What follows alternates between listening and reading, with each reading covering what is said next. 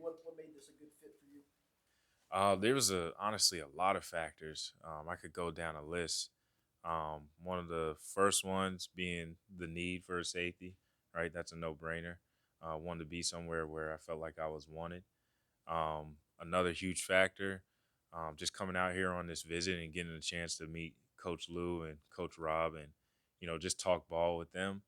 I'm super excited about what those guys can do, their scheme and everything like that, and how they see me fitting into it.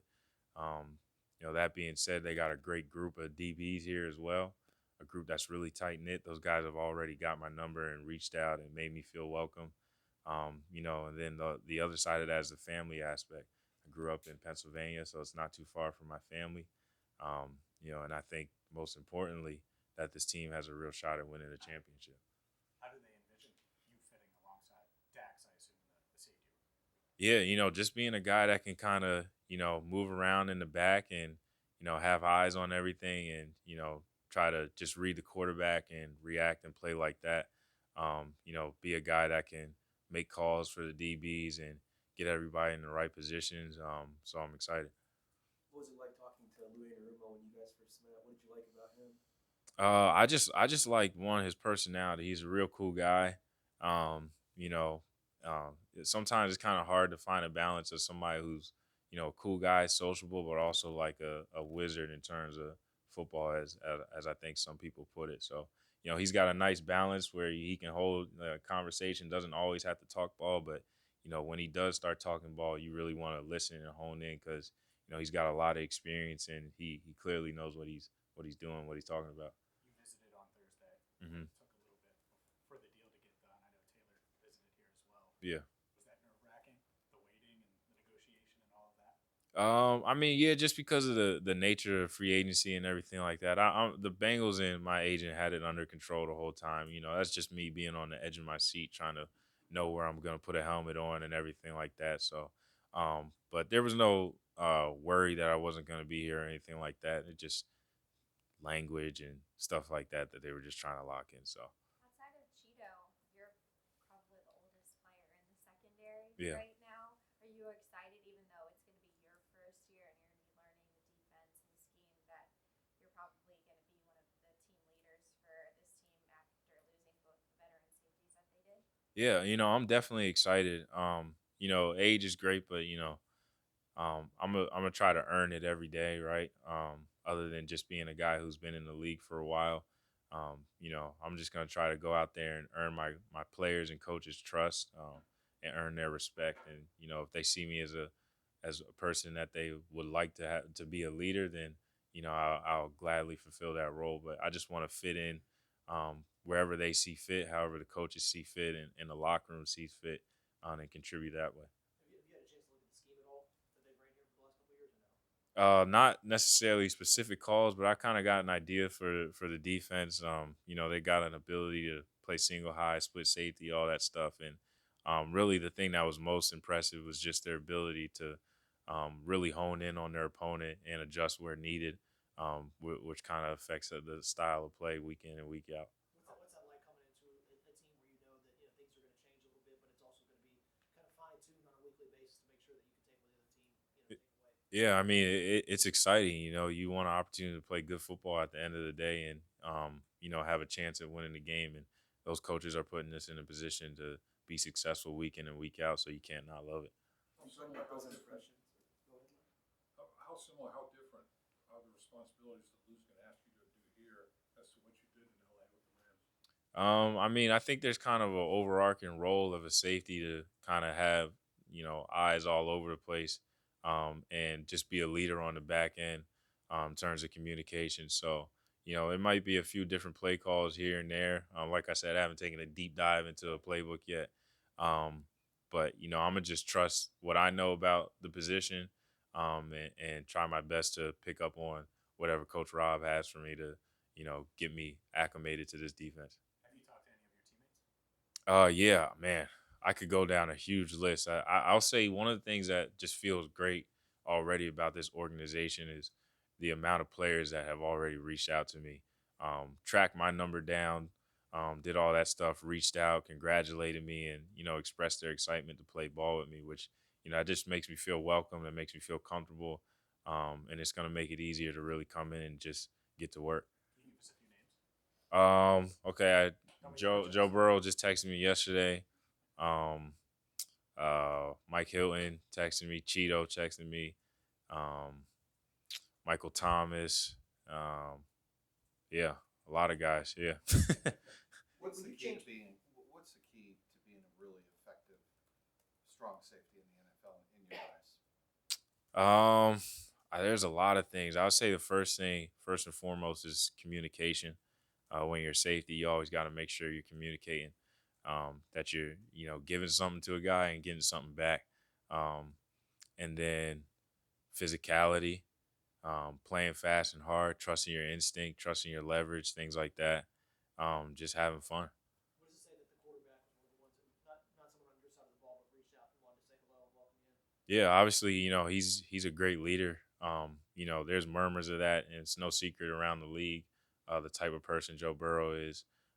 So I wasn't surprised at all that he reached out because he's a great leader, and a lot of guys know him as that. Nick, when you were asked to change positions in college, how reluctant were you to that, or how much did you embrace that? And how much are you maybe still learning the position? Oh, I wasn't reluctant at all. I called Coach Franklin and was like, "Hey, you still need a safety." I was playing a lot of special teams, and it was pretty clear that I wasn't going to be the guy at running back. So, I just made the call and was like, "Hey, I think I could serve the team better if I'm working on tackling every day as a safety and going out and playing teams rather than being a running back and then flip flopping and going back and forth like that." But yeah, I feel good about the knowledge I have at safety. Obviously we're all still learning. And then I'm excited to keep learning, and I'm open to keep learning. So What yeah. do you think's been the key for you from going from a seventh round draft pick to now full time starter? I mean, that's not easy. A lot of people don't have the same type of success. So, what do you feel like it's been the key for you to be able to do that? I would say, first and foremost, a lot of prayer, a lot of trust in God and what He has for me. Which put no doubt in my mind about what I'm able to accomplish. And then after that, it just takes a lot of work. I'm still working every day, trying to become a better safety. We talk about the impressions that the Bengals defense has had on you. How much of that did you see when you played them in the Super Bowl last year? Oh, you can see it for sure. Just the way they band around one another. It's no secret how tight they are. Like it's special to have a group that tight. And like I said, I'm gonna just try to come in and fit in where I can and help those guys continue to be successful. Because they had a lot of success, and I don't expect any drop off. Does playing them in a Super Bowl maybe affect when you're going through the free agency process? And does that kind of help you kind of make your decision or stick that out? Does that have anything to do with maybe that familiarity when it comes to making a decision like this?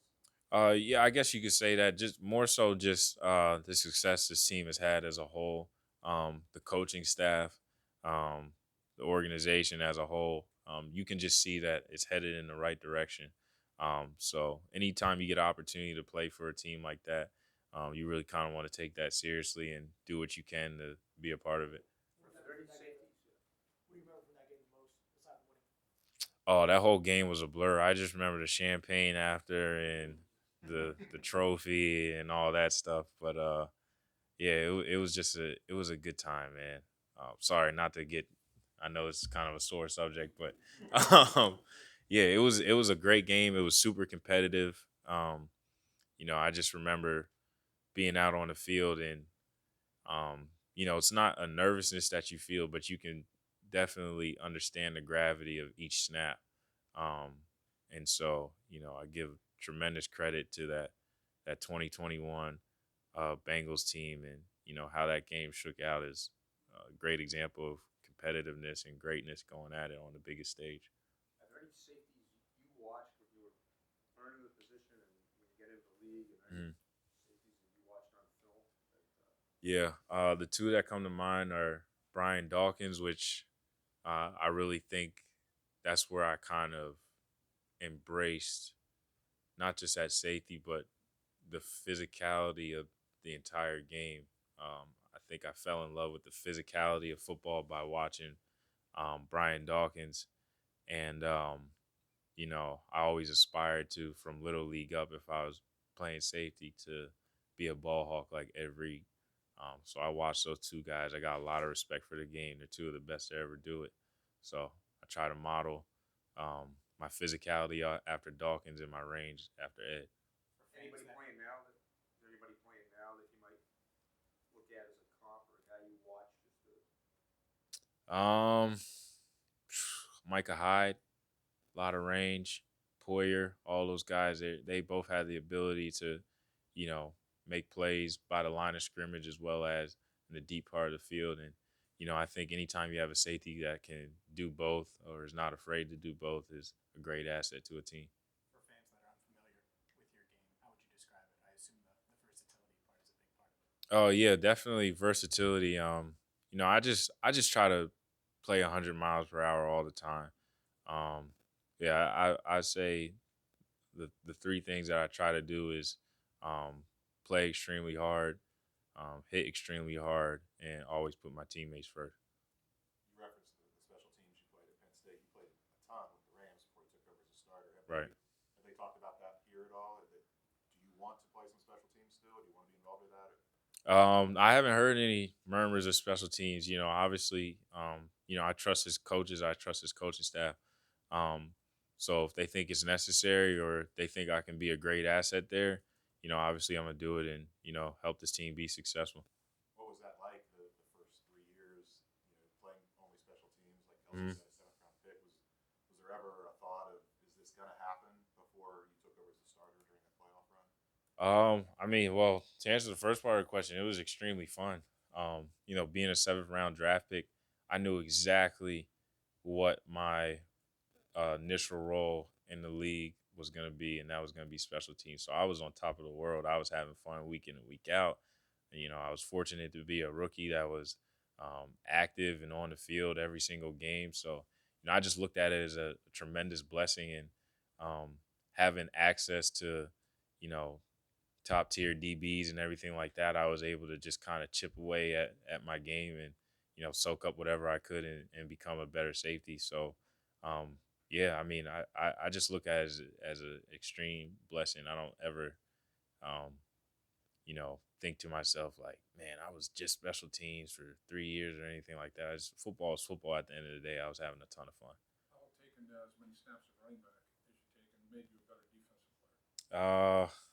I think at snaps at running back, I don't know, but I think I had like I want to say maybe 54 carries or something like that. Um, a little over 150 yards and one touchdown. That's about it. But in terms of making me a better safety, no, I actually think playing defense and all that stuff in high school made me a little bit better running back, to be honest. Right. Yeah. Did you run any fakes as the personal protector? I did, yeah. In 2019, converted a first down against the Falcons in the third quarter, and then ran another fake. Was unsuccessful. Last game of the season, that same season, against the Cardinals. What did Cheeto and Mike Hilton, two veterans, if you can share with us, what did they tell you about the culture here? Oh, I mean, it was just a quick conversation. It wasn't much of a deep dive, but woke up to a text from Mike Hilton. Basically, he had added me to the defensive backs group chat.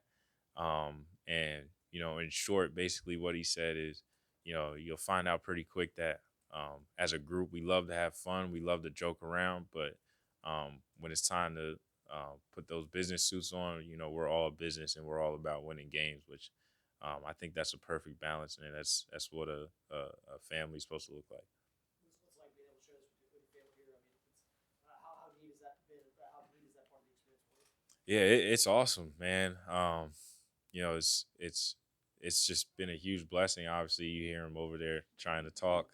Um, this I'm doing this at this point in my life for my family.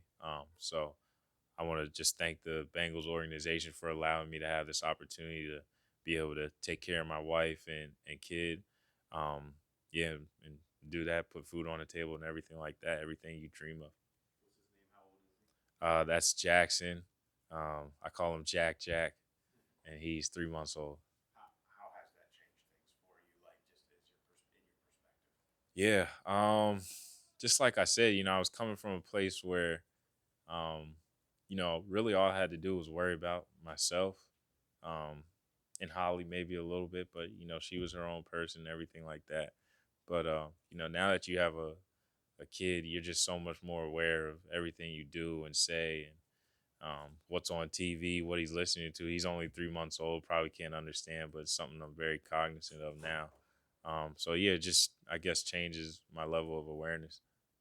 I mean, you're going through the season as you were waiting for that to go down. What was Yeah. that like at the end of the year? A lot of phone calls from the locker room. Yeah, yeah. Yeah, it got to the point where it could happen anytime. I think it worked out perfectly where what was it, a Monday night game? We had a Monday night game and then we had a Thursday night game, which means we got that Sunday off. I think you had the baby that weekend, and so I didn't have a game till the following week. So it really worked out perfect. Good job, Holly. I don't know if you, I don't know if you planned that, but you did a nice job. Did you get any advice from Dan on how to deal with that? Oh yeah, Van Yeah, Jefferson. yeah. Yeah, man. No, I didn't get any advice from him, but I can't imagine how shocking that would have been, to come off of the Super Bowl and then you got to rush to the hospital. Baby's name is Champ. I don't know if you know, which is just a beautiful experience. Extremely happy for him and his family. Everyone good? Great. All right. Thanks, Nick. Thank you, guys.